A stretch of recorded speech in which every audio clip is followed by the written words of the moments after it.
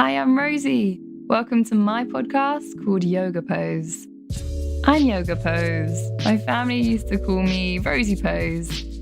And I feel like the nickname made me destined to become a yoga teacher. These episodes are a chance for me to share more of myself and my journey, as well as the benefits of yoga and meditation as I see them. So expect stories, sutras, and jokes, because I think I'm pretty funny and laughing is going to help us loosen up. Yoga isn't a game, but there's no reason we can't play. So being playful stops us striving, and we become explorers simply for the pleasure of it.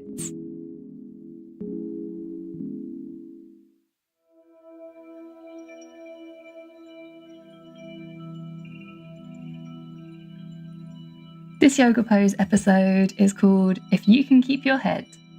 So how do you cope under pressure?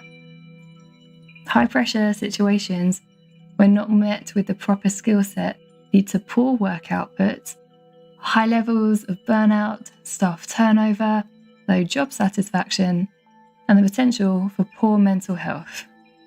I know what you're thinking. That's a bit heavy for a yoga podcast. Well, I don't think it is, because everything I write and design is kind of with this level of stress in mind. Because I'm teaching people who face these very real challenges, and of course, I'm not immune to the challenges either. When you're in a high pressure situation, your ability to meet it effectively will determine your level of success, the quality of your relationships, and the degree of well-being that you enjoy. And if your high-pressure job involves helping influence others, there's a strong likelihood that your ability to bear pressure is diminishing your capacity to do both. Overwhelm, stress, depression, anxiety, and it's only getting worse. I found a study conducted in America in the year 2000, and the stat that really stood out was that 62% of people found their day ended with work-related neck pain.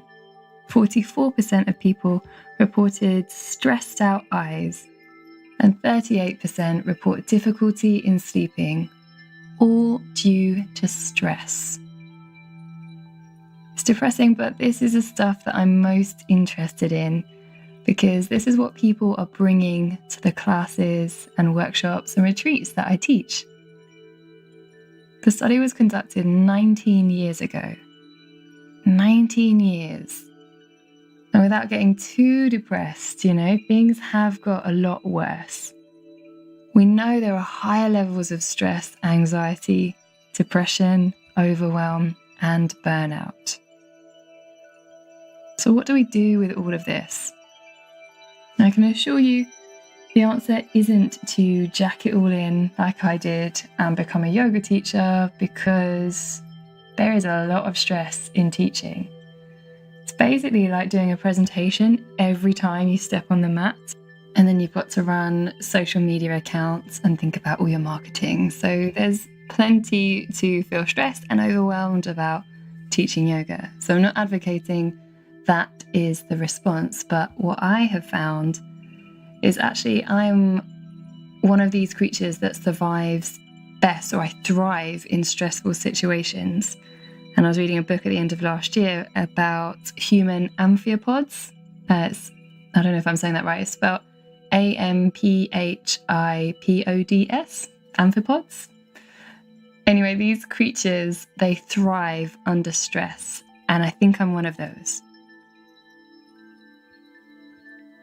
So stress isn't about anyone or anything else but yourself. It is the result of programmed, automatic, habitual, and often unconscious interpretations that you're making about a situation.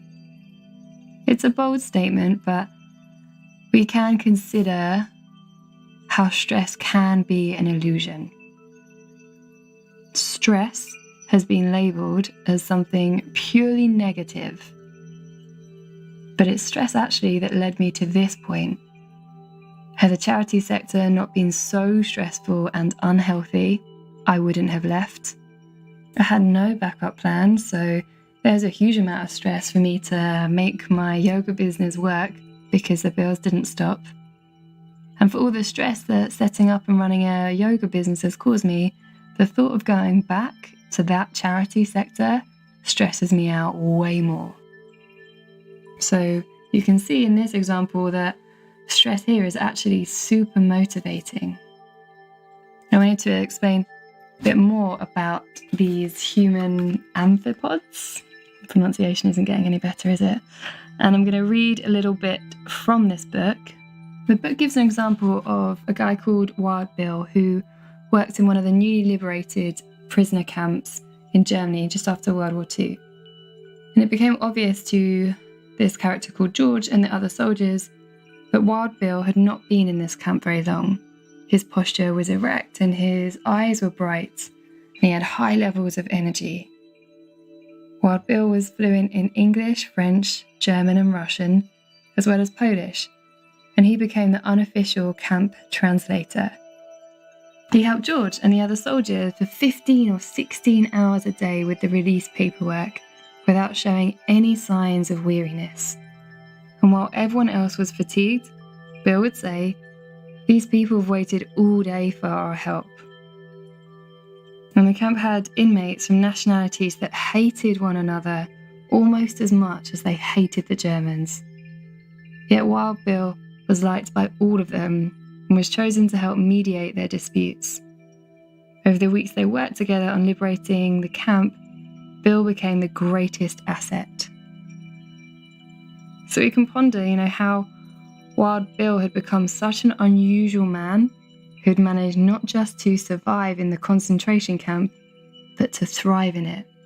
Hopefully none of us will ever experience the horror of a concentration camp, but all of us do face our own challenges. The question is, if it's possible to thrive in brutal captivity, why isn't it possible to do so in an imperfect work situation?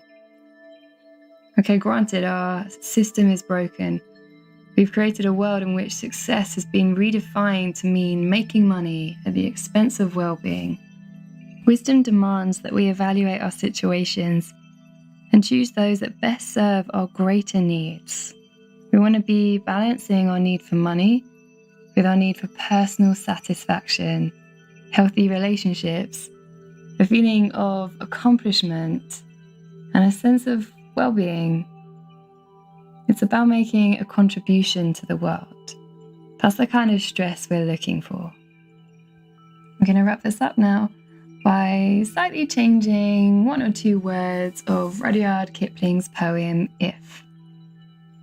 If you can keep your head when all about you are losing theirs and blaming it on you. If you can trust yourself when others doubt you, but make allowances for their doubting too. If you can wait and not be tired of waiting, or be lied about, don't deal in lies. Or be hated, don't give way to hating. And yet don't look too good nor too wise. If you can dream and not make dreams your master. If you can think and not make thoughts your aim. If you can meet with triumph and disaster and treat those two imposters just the same. If you can bear to hear the truth you've spoken, twisted by knaves to make a trap for fools. Or watch the things you give your life to broken and stoop and build them up with worn-out tools. If you can make one heap of all your winnings and risk it on one turn of pitch and toss, and lose and start at your beginnings and never breathe a word about your loss.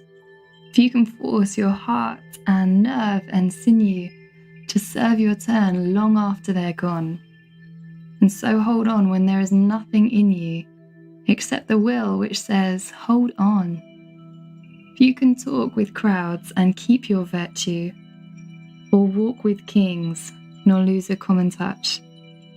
If neither foes nor loving friends can hurt you, if all men count with you, but none too much, if you can fill the unforgiving minute with 60 seconds worth of distance run, yours is the earth and everything that's in it. And what's more, you'll be living a life of purpose. I changed the last line. I know you noticed. I wanted to make it more relevant.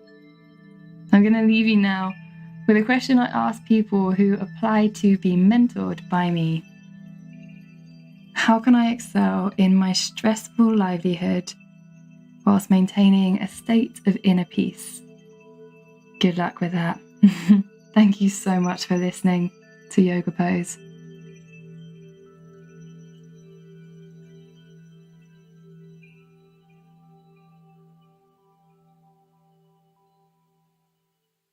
Thank you so much for listening, if indeed you still are. You can visit doyouromthing.co.uk to see my teaching timetable, workshops, and retreats. I would love to connect with you in person. This podcast is about building a community, so keep reaching out to me. Do Your Om Thing is my Instagram handle and Facebook page. Before you go, think about your karma, okay? You've enjoyed this episode, hopefully as much as I've enjoyed making it for you. So help a yogini out by sharing and leaving a review. I read every single comment and they inspire me so much. I'm not kidding, please leave a review. Don't make me sell out and get sponsorship and do adverts. Thank you so much for listening to Yoga Pose.